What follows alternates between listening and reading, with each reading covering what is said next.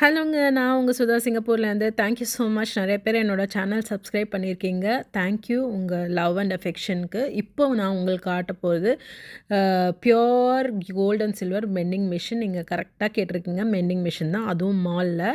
இதில வந்து 5 grams silver பார், 5 grams silver coin, அப்புறம் 1 அவுன்ஸ் சில்வர் பாரு, அப்புறம் 2 கிராம்ஸ் கோல்டு பார் விக்கிறாங்க.